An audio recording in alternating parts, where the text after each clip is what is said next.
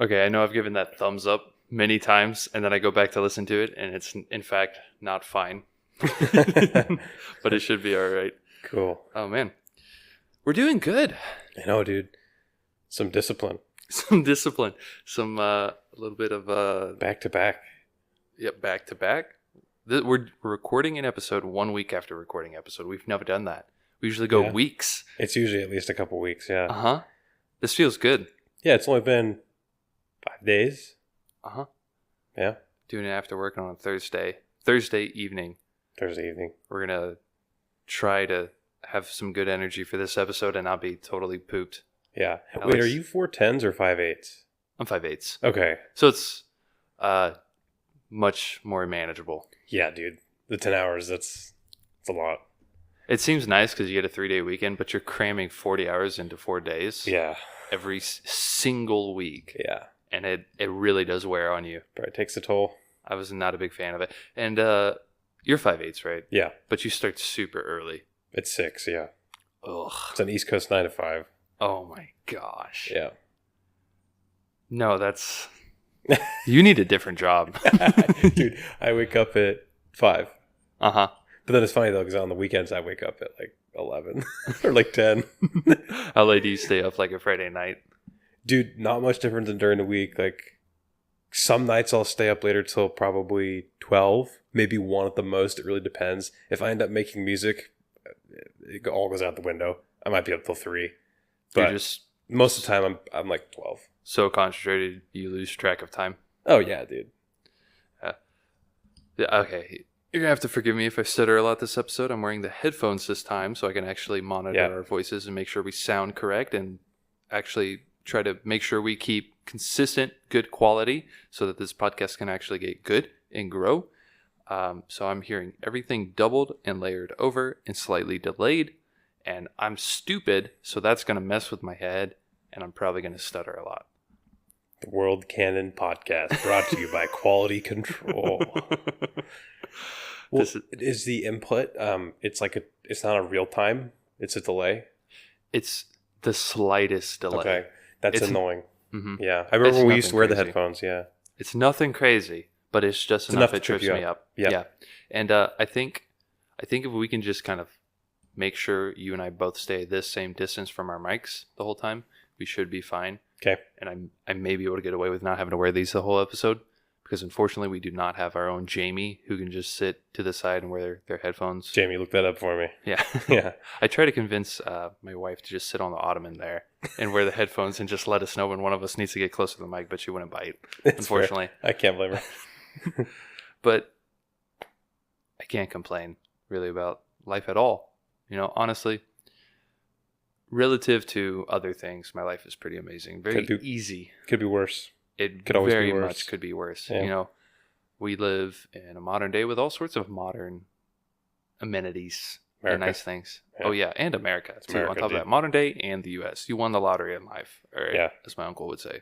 Despite the economy being the worst since it's been since the Great Depression. But aside from that, it's pretty good. Yeah. Honestly. First world country. Got air conditioning, got heating, I got a car. Couldn't even imagine living in a time where I don't have a car. Yeah. Or a gaming PC. I mean, aside from the fact that we'll never own houses until we're 74, it's fine. Yeah. Yeah. We'll be renting for the rest of our lives, but it's okay. It's all right. No, it's not bad at all. We'll never own land. We may be going to war soon and the world may end in a few years, but it's okay. Otherwise, it's pretty awesome. We could, however, live way back in, say, 1700s or earlier, but let's say 1800s when we didn't really have all these really nice modern amenities. These things were sort of just first starting to come up, you know?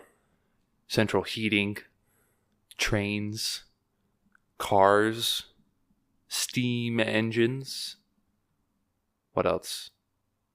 I mean, you get the common cold and then you just croak. Semi-automatic firearms. Oh, that's a good one. That is a good one. I love those. You know, we could have, instead of being a cold call salesman who has to start work at 6 a.m. for whatever reason and a assistant project manager for a construction company, we could have been 2 guys working for the Navy and sent on explorations just because somebody wants some wealth and power You know, we could have been Fighting for the South. Yeah. Amen, brother. The South will rise again. Man, I used to be so on to that. All jokes, guys. All jokes. Yeah. Well, Alex is joking. I'm not really. Anyway, we could have been a Royal British sailor on a boat looking for the Northwest Passage for the glory of England. I'd have rather not been born. And I mean, that's just a totally random example, but that does remind me of today's topic that we'll be talking about here shortly. Man, what a segue. I remembered on my way home from work today that I didn't think of an actual intro to this episode and write it in. I just wrote the story. So that's all I could come up with. Anyway, welcome to episode 31 of the World Canon podcast. This is probably going to be a two-parter, so halfway through we're going to take a break and do this intro thing again. Take a break and pee. And then say welcome to episode 32. But without further ado, welcome to episode 31 of the World Canon. Brought to you by Quality Control. The only thing we have to fear is fear itself. That's one small step for man, one giant leap for mankind. What your country can do for you, ask what you can do for your country. I have a dream. Alcohol, tobacco, and firearms. Who's bringing? Okay, Alex, when I say Northwest Passage, what do you think of? The Northwest Passage? And we'll find the Northwest Passage. Pretty sure that's the song. One of those like Irish sea chanty songs. I don't know. No? No. Have you ever heard of it? No. Does it sound... No. No. No way. No. No way. Oh, this is such a big thing, though. Did I have a public education? I learned nothing. Okay. I don't want to make fun of you. Because I am the nerd here with no life. Essentially, the Northwest Passage was, well, it's not theoretical. It does technically exist. It is a sea route through the, it's a northwestern sea route, basically, from Europe up through the north of Canada to circumvent the globe to Asia. Okay. So, a little bit of preliminary information here. You like that word? I learned that one recently. Preliminary. Ooh, nice little bit of swallow ASMR into the mic there.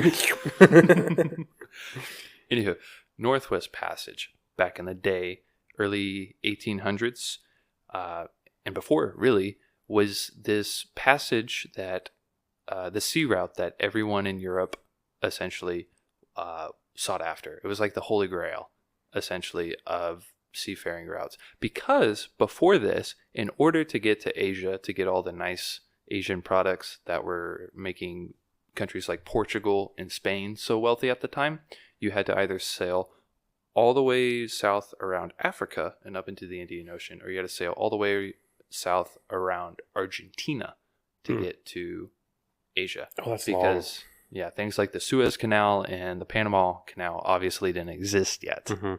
So, and that obviously took years, like at least a couple years to sail that far. Dude, that's crazy. Ships would get lost all the time. Sailors would die. Merchandise would get lost. It was very expensive, very risky.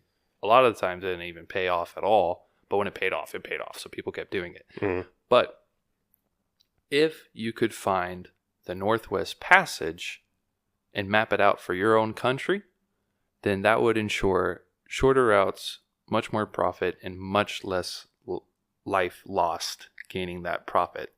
So around the 1850s, all of these, a little bit before, all of these European countries, even the US and Canada, were sending out expeditions trying to go up through Canada, like the very far north, like Arctic Ocean, trying to find this Northwest Passage.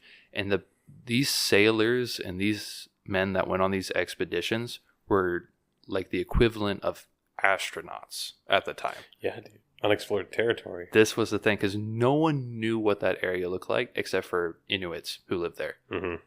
And even they didn't really have it like mapped out. They just like knew where they were going because they lived there.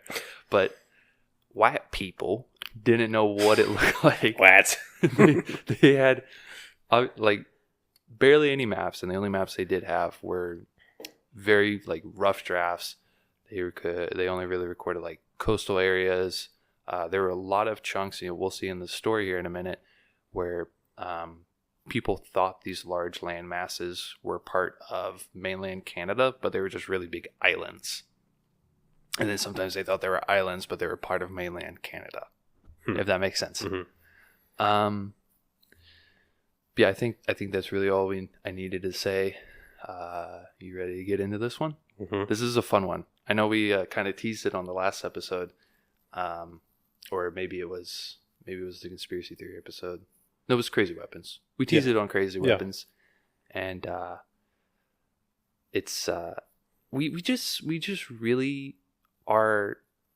I say we. I shouldn't say we. I shouldn't throw you under that bus. I am just like a moth to the flame when it comes to stories that involve cannibalism. I don't know. He's just naturally drawn to him, guys. It's weird. And I'm like,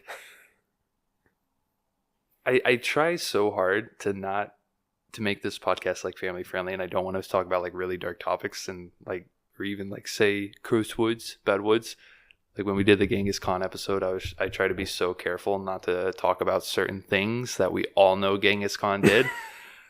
But I will just blatantly talk all about cannibalism. No holding back. No holding back. But this should be the last one for a while. I'll try to make this the last one for a while. Bump your mic back a little bit. Oh yeah, these headphones are already coming in handy. All right, this is worth it. This is good. This is good. This is a really good one though. This is some good cannibalism. We thought the Donner Party and the Andes plane crash were rough. Buckle up, people. They're gonna eat each other on boats. Buckle up, people. Boat cannibalism. Okay. All right. I don't want to give away too much because this is a really amazing story, and I've been wanting to do this episode for a long time. This is actually one of the stories that is like a reason why we started doing this podcast. Okay. Well, I guess I started, and then I wanted to get you on here just to talk to you about this. Just talking about eating other people, huh? Yeah. Well, there's other stuff, but that's the big thing. Okay, we're already like 13 minutes into this, so let's get into the story. Sir John Franklin was born in Lincolnshire, England in 1786. As a young boy, he was fascinated with life on the sea and dreamed about growing up to sail. At only 14 years old, in March 1800, he was able to join the Royal Navy and participated in several victorious battles and expeditions over the next several years, including the Battle of Trafalgar, which is a really big one that British history buffs will know all about. But 14-year-old dude, 14 years old, is already in the Navy. What were you doing at 14? Playing baseball and eating hot Cheetos. Playing Xbox on my 360. Halo 3 on the 360. Assassin's Creed 2 Dude, for hours. Assassin's Creed 3. That was my favorite one. Halo. We should do... Yeah, we gotta do Halo. Still gotta do Halo episode. That's what I was doing at 14. Just being a 14-year-old. Yeah. Again, Same. America.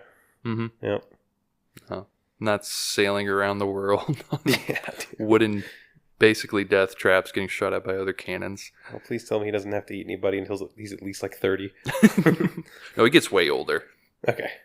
By 1818, at the age of 23, he was commanding his own ship. Nice. Yeah, I turned 23 in a few months. I'm not commanding a ship. How old are you? 22. Oh, gosh. When do you turn 23? July. Okay. Wait, how old are you again? I'm 24. Yeah, that's right. We're relatively close. Yeah. When's your birthday again? October. Okay. That's right. I've probably got it written down somewhere. Okay, real quick. whenever you hear stories back in the day about just like sort of this time era, and you start reading about these guys and what they did at the ages they were at, it really just makes you feel bad about yourself. Yeah, dude. He was 10 years younger than me when he started this journey. Mm-hmm. Very, very big time go-getter, high achiever. Anyway, in November 1828, he married his second and final wife, Jane, then continued... We're just going to skip the first wife. Then continued sailing around the world for the British Navy for the next 9 years. She wasn't important. No. Nobody cares about her. She's out of the picture.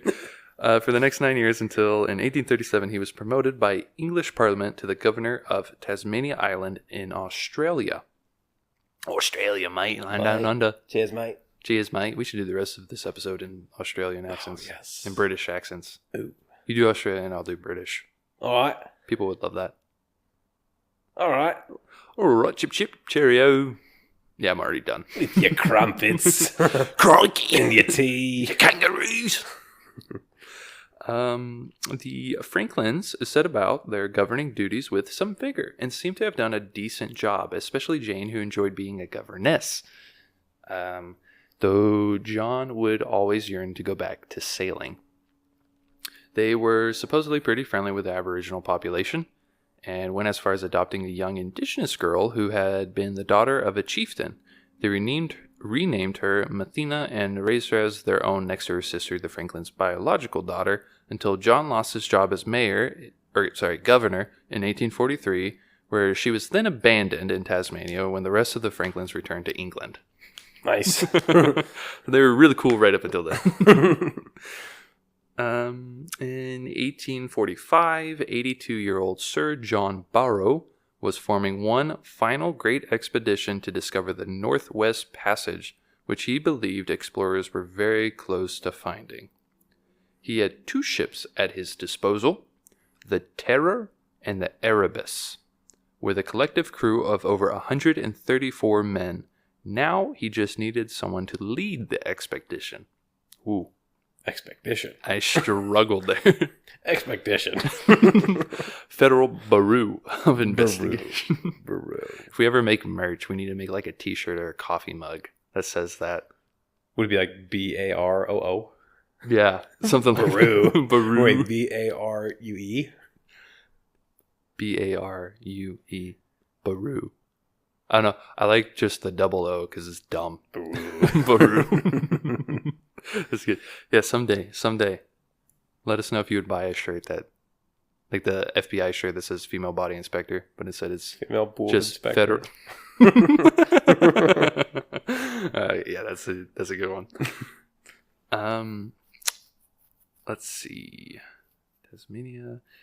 Yeah, so he just needed someone to lead the expedition. So Sir Barrow went to his friend Sir Parry, who politely refused. Then he went to his other friend, James Ross, who had already promised his wife he wouldn't go on any more Arctic expeditions. So finally he asked James Fitzjames, who was declined because he was too young. So he asked Francis Crozier, but he was also denied due to being Irish. So Barrow went with his fifth choice, Sir John Franklin. Fitzjames and Crozier were given commands of the Terror and Erebus. Did you say James Fitzjames? I know, that's a lot of James. Oh, Too much dude, James in one name. They could have at least done like Jim Fitzjames. Jeremy Fitzjames. John Fitzjames. All I know is one of them's getting eaten. Or more. Or more. Not only were the crew fitted for a long, hard Arctic journey, but the ships themselves had been modified for the icy seas ahead. Both had been retrofitted with locomotive engines and had a single large turbine attached to the stern, which could be retracted into the ship to protect them from ice. On top of that, the hulls had been reinforced with steel and insulated with a central steam heating system to keep everyone warm. On top of that, the ships were outfitted with thousands of books, instruments, and other things for entertainment for the men on board. As far as food went, they had some live cattle, heaps of salt-cured meat, pemmican, and 16,000 tin cans of fruit and soup, which had been, and anybody who already knows the story who's listening to this hears that part and goes, "Yep, here we go." And you'll know in a minute. 16,000. Okay, I forgot to even ask you before we started, but have you ever heard of the Franklin expedition? Mm-mm. Perfect. You're going to love this. Am I? Yes, because it's an insane story. And I try to give you a heads up when we're doing a story, so you can like look into it a little bit if you want to.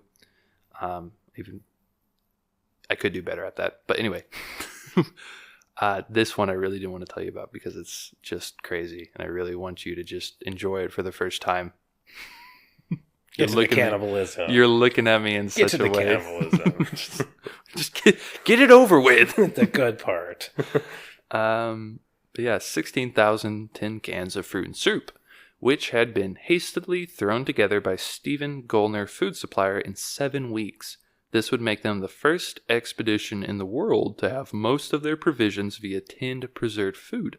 Also on board each ship was an industrial water purifier to turn salt water into fresh water for both consumption and use in the steam engines.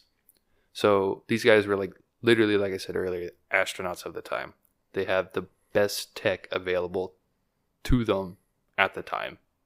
Like, this is top-notch ships, top-notch supplies, top-notch crew. Need. No expenses spared. They're still going to end up eating each other. Mm-hmm. That's also what the guy who owned Jurassic Park said when he was giving them the tour. No expenses spared. And look at what happened there. Didn't go too well. Went bad. It really did. That poor dude. And that poor guy in the porta potty. It could not have been a worse time to get eaten. That is probably the worst time to get eaten. It really is. Yeah. You might need to...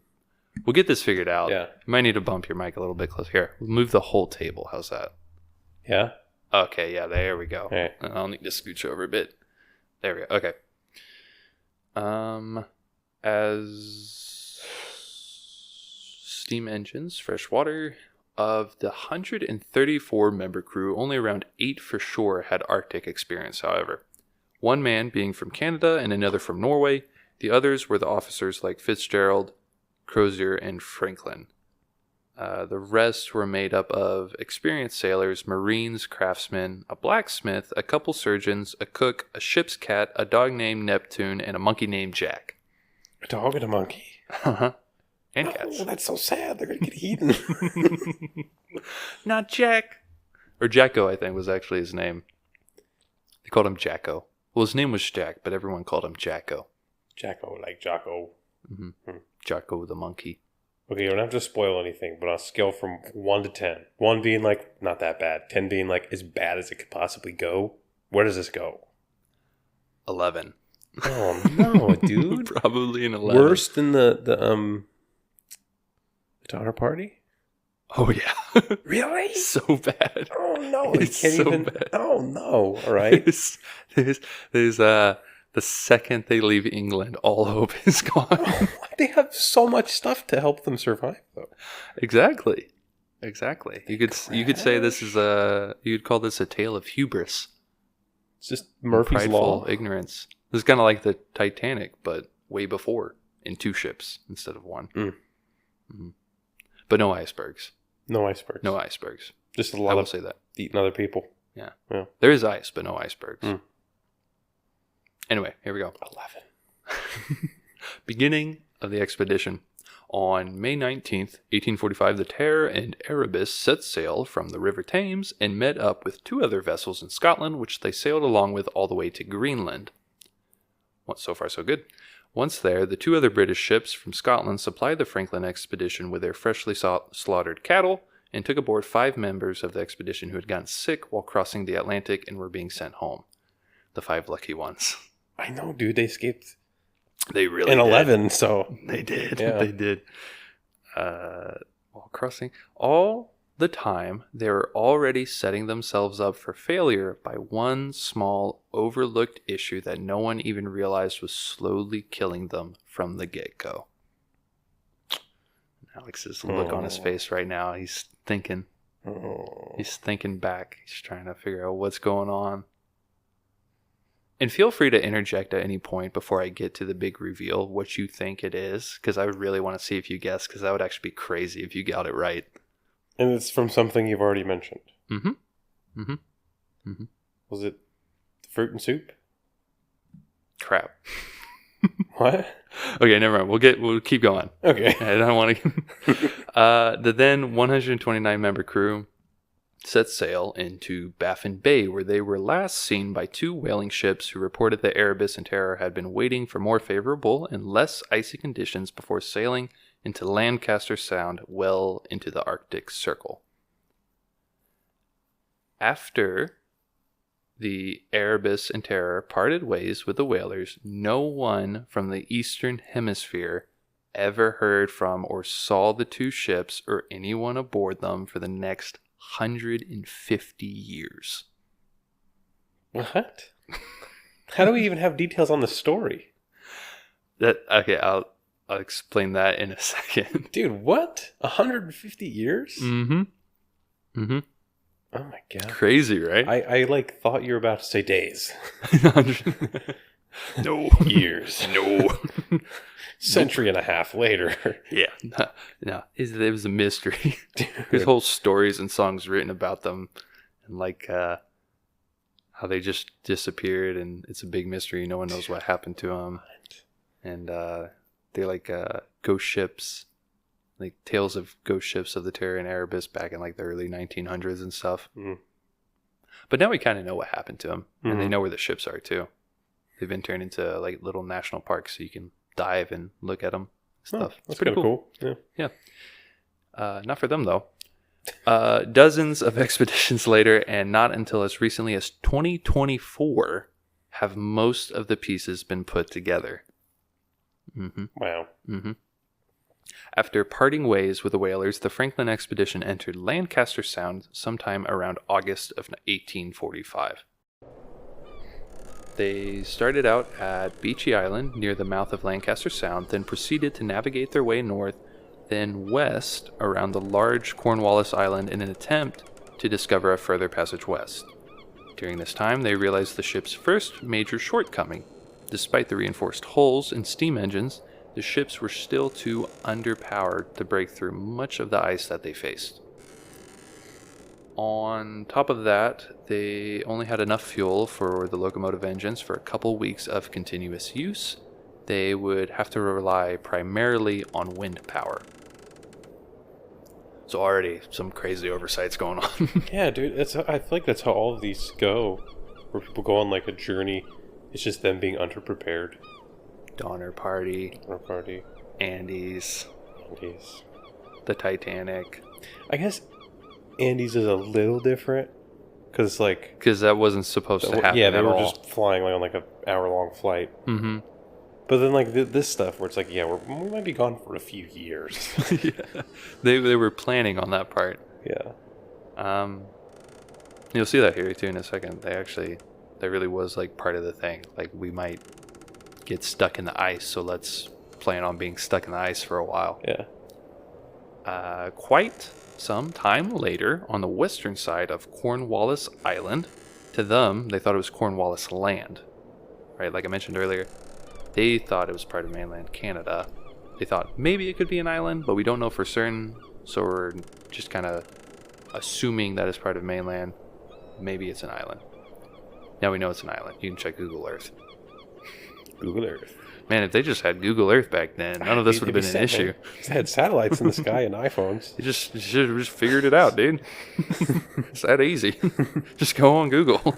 You won't get stuck in. Just give it a Goog.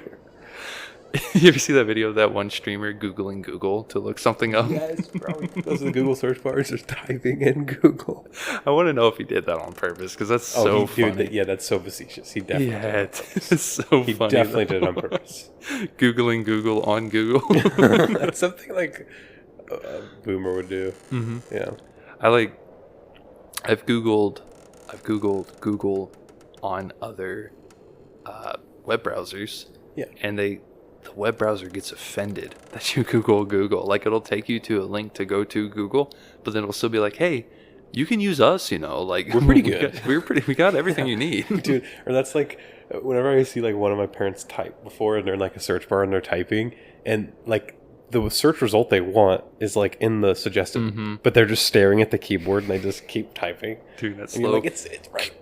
Please click it. It's right there. Please. Grab the mouse, click on it, please. Oh my gosh, you're so old. You're a dinosaur, dude. It's how my one supervisor I used to have, he was such an old guy, but anytime he tried to like show me a map of some area I was going to go work in, it was the most painstaking. I have to stand there for like 40 minutes while this guy explains something to me 3 times. He repeats himself constantly over and over and over again, and then will try to show me something on the computer, and I just like want to like move his chair out of the way and like, here, let me just do it for you. Just tell me what you want, please. I gotta go. It's already like halfway through the day and I haven't even gotten started on what you need me to do. Yeah. Old people and computers. Pain, dude. Yeah, they're bad with technology. And these poor guys didn't have Google Earth. It would have saved them a lot of trouble. Anywho, they are on the western side of Cornwallis Island.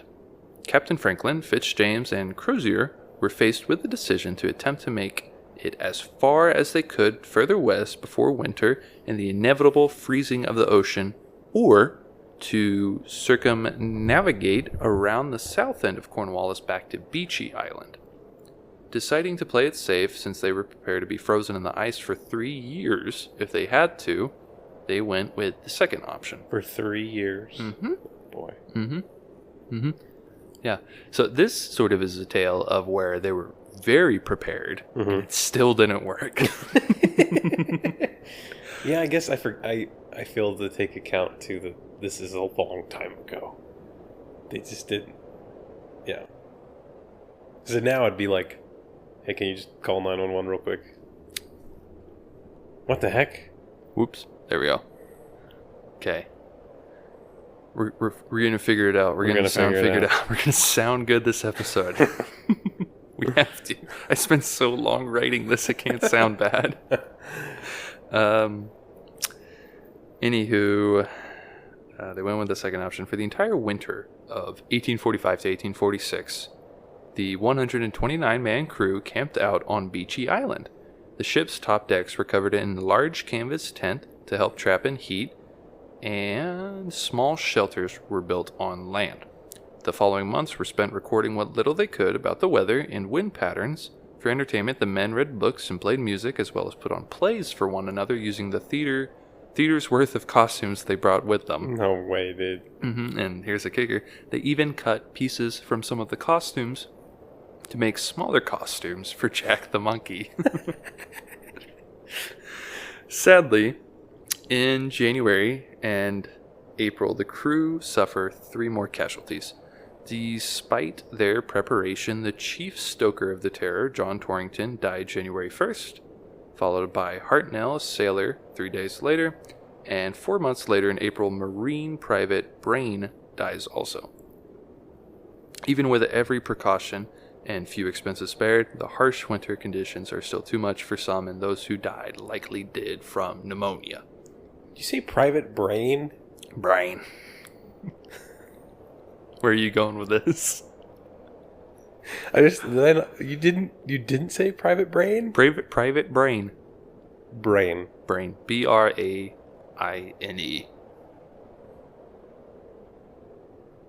Okay. I don't know. The English are weird, dude. They are weird.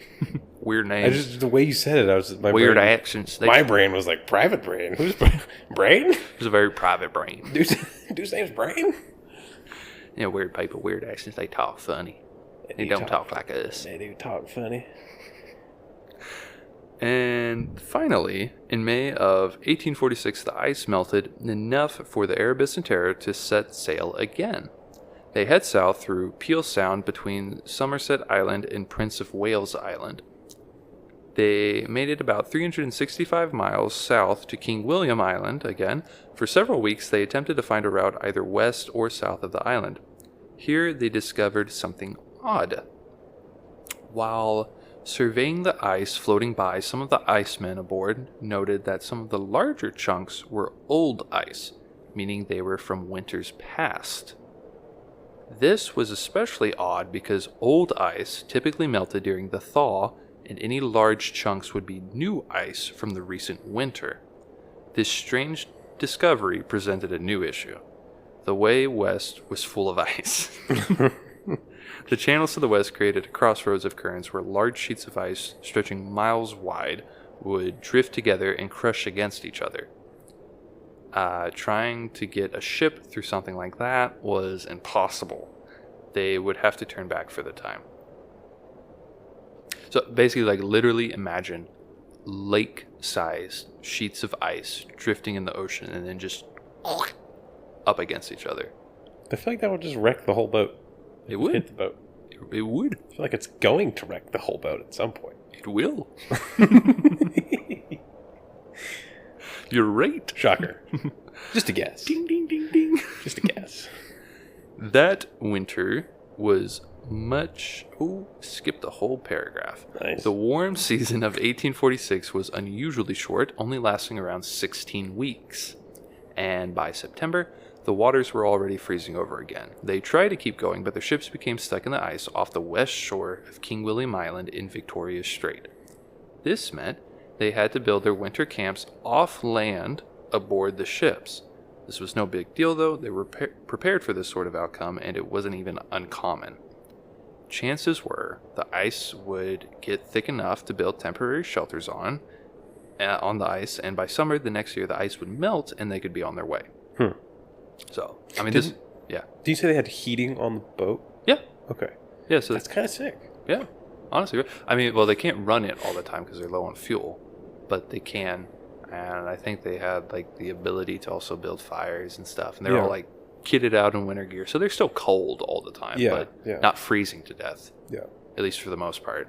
It's cool they had heating back then. I know, right? Didn't know that. All, like, central steam heating.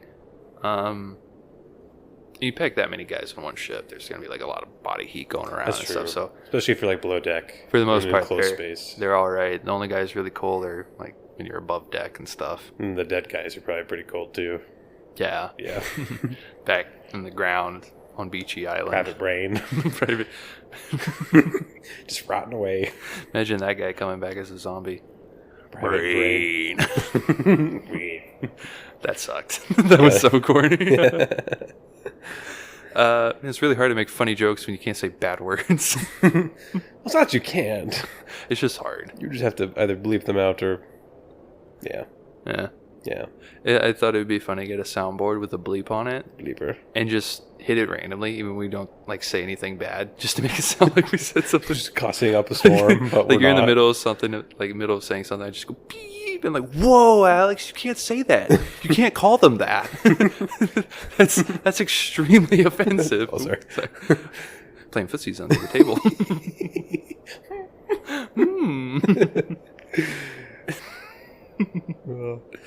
Anywho, let's get on to this. We all know what's coming. Stop playing right? footsies and get back to the story. That winter was much like the first. However, by now they had put quite the dent in their fresh food stores, but not to worry because they still had years' worth of canned goods. Captain Franklin, Commanders Crozier, and Fitzgerald, I think I meant to type Fitzjames here. James Fitzjames, and the other 123 men hunkered down for another long, freezing winter. It's like 6 have died. 5 left after that's they right. crossed the Atlantic. And 3 died Okay. on Beachy Sorry. Island. Doing the math. Yes. Though morale is still relatively high, Franklin being a rather caring leader towards the well-being of those he led, even the lowest ranking, they would all begin facing the poison slowly killing every single man on board, which they themselves willingly yet unknowingly were consuming every single day. Willingly yet unknowingly consuming poison every day. Am I supposed to guess? When a small amount of lead is introduced to the human body, it will immediately attack the liver and the stomach.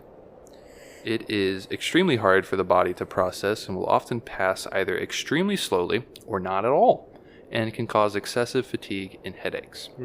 A little more will cause muscle cramping and stomach cramping, leading to nausea, vomiting, and bloody stool. Poo-poo.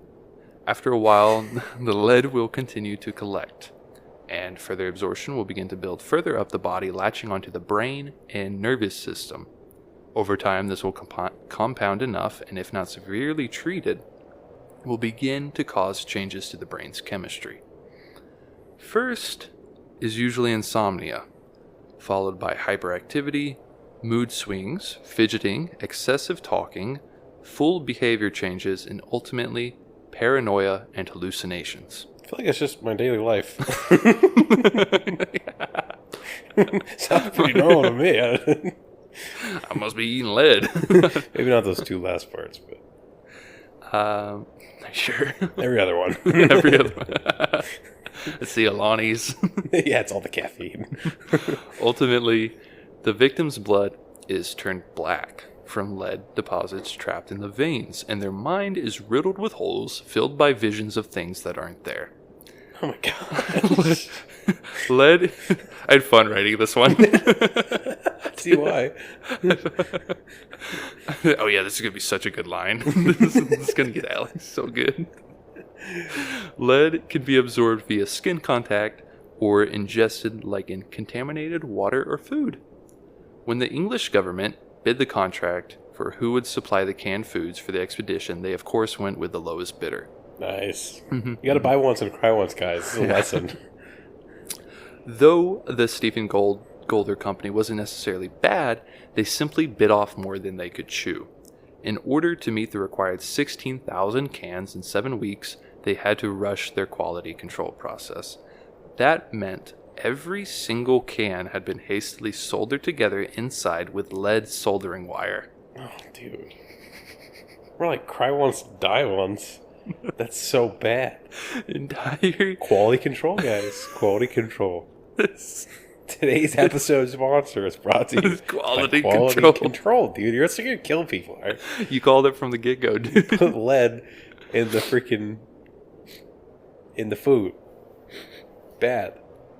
Bad. No. I said no. Entire globs of lead, in fact, were left floating inside the cans of fruit and vegetables.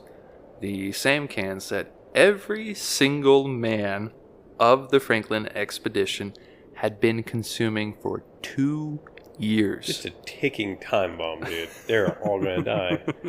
Everyone dies. No one lives, right? Well, don't spoil it. I'm assuming everyone dies. Yeah. Yeah, okay, I won't give it away. Months were spent in the freezing cold, attempting to stave off the boredom and cold. Eventually, the doctors started noticing signs of something unusual going on with the crews. It definitely wasn't scurvy. It couldn't be. They were prepared for that with all the canned fruits full of vitamin C.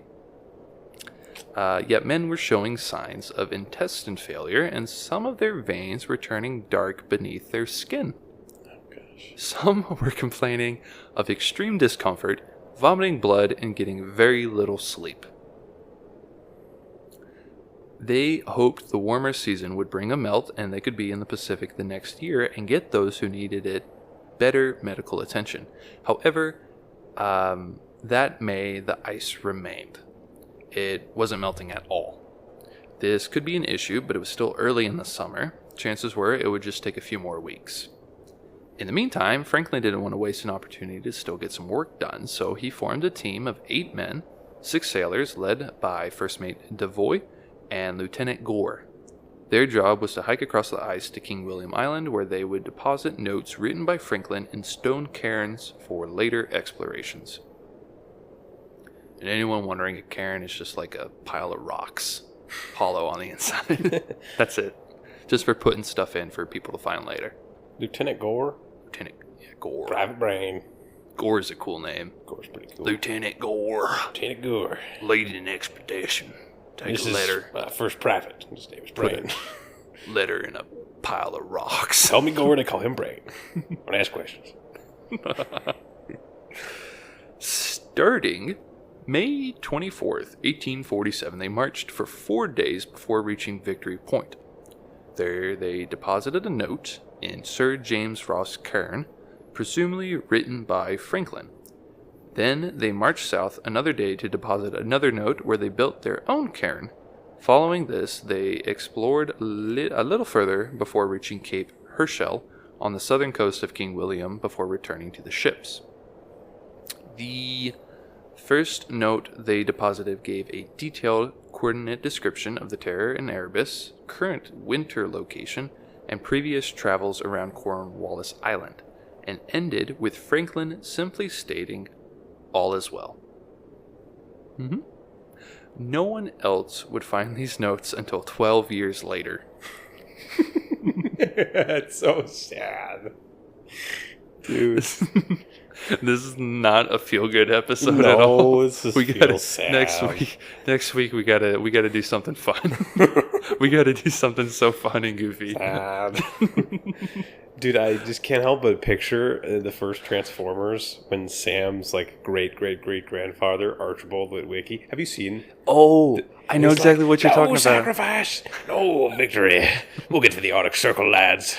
Yeah. And they're all like digging and like the boat's frozen over. Yeah. Yeah, at the end of the story, they find a big robot. Yeah, dude, it's Megatron. Uh-huh. Yeah. It's my impression of a Transformer. Good job, good job. Have you seen those memes What? of Optimus Prime? Oh, wait, hold on. It's AI. Oh, Someone uses AI to do it, but it's like the visuals. Optimus from the Prime movie. saying something dumb. Yeah. Oh, no, I know what you're He's talking like, about. Sam, You know, I will turn into a truck now. Ka-chung, ka-chung. No, I know what you're talking about. No, I think you sent me one. Those are so Probably, funny. dude. I love scrolling through brain rot on It's just like reels. disabled humor, dude. It's so bad. I'm loving all the Minecraft movie memes coming out right now. It's just, I want to hear Optimus Prime say, "Chicken jockey." Chicken jockey. Dude, they're such good movies. If you're 7. But they're still good when you're an adult. But only if you watched them when you were 7. I love. It's so dumb. My brain is so full of holes from just brain rot reels. Dude, it makes you like forget you exist. The AI generated ones are the worst. They're so bad because it's just so dumb. It's not even made by a person. It's just a computer being retarded. Dude, man. it's kind of peaceful though. It's kind of peaceful. It's like it's the best form of distraction and oblivious, like negligent bliss yeah. The reels just grab you and just or say, ignorant bliss. goodbye reality for however long you scroll. Sitting on the toilet until I get that red ring. My legs fall asleep. That's when I do my best work. My best reel sending work. I send you the best reels when I'm taking a little potty break at work. Yeah. Not gonna lie. Yeah. I'll probably send you some later. Oh, dude. Oh, Wait, man. do you do audio when you do it? Mm. Because when I can at work. Oh, you're too scared that someone will hear you on your phone in the bathroom? Well, it's like a pretty small bathroom, yeah. I pop an earbud in. I gotta bring my AirPods in with me. I pop an earbud in. So hard. And just for my defense, I have literally had nothing to do at work lately. Okay. Like, it's a few hours of working really hard, getting stuff done, and then it's just hours of nothing. And then maybe a couple more hours of doing something, and then hours of nothing. And it's not for lack of trying. Not to toot my own horn, I go out of my way to get stuff. Like, do stuff. And there's literally nothing at the moment. No work. No work, but I'm still employed. That's all that matters. Yeah. Hopefully only the right people at work listen to this one.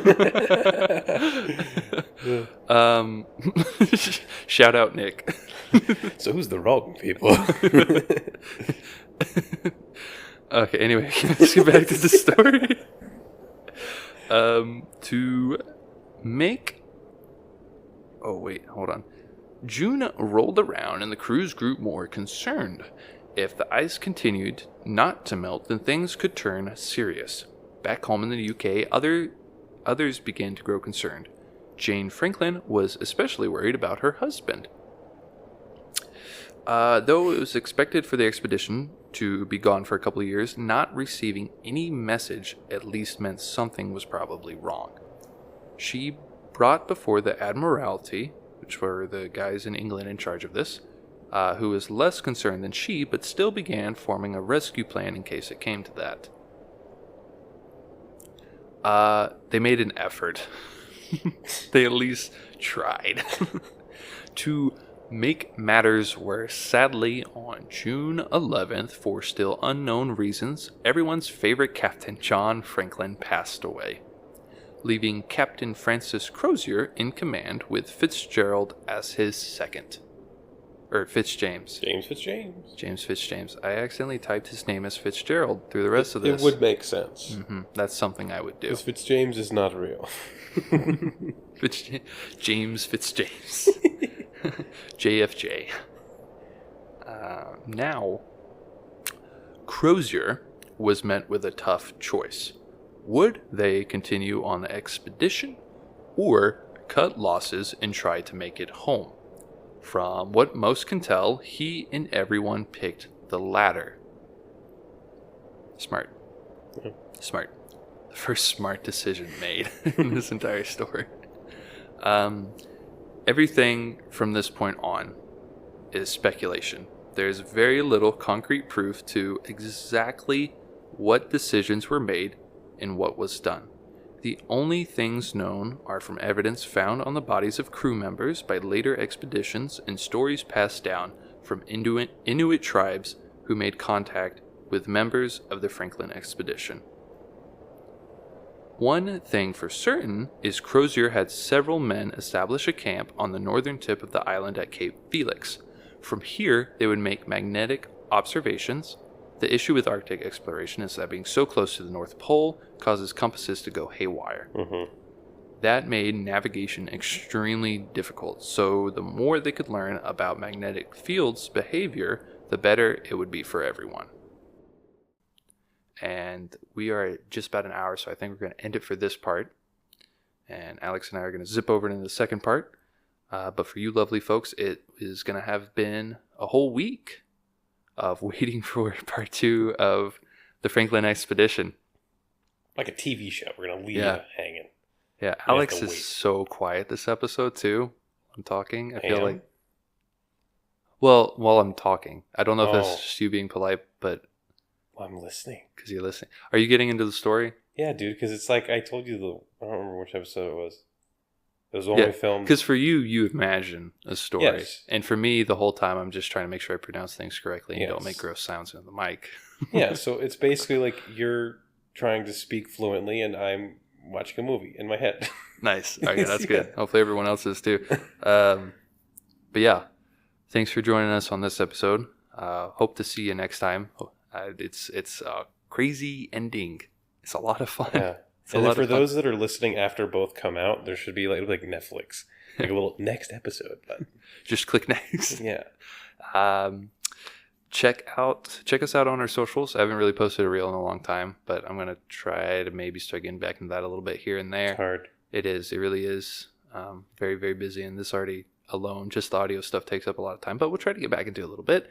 Remember, there's an email. You can email us episode ideas or advertising opportunities. We take fake advertisements. We do. We really... Fake business. Fake business. We're going to do a little bit of fake business. I love fake business. I'm the best at fake business. Check out Alex's music. Check out his new... Oh, you want to plug your new little thing? I did create a channel centered around firearms. Yeah. Yeah, it's a little memey. It's cool. I like it. But yeah, I'm on YouTube and IG, so definitely go check that out. It's 3x7. 3 is spelled THREE and then X7. Yeah.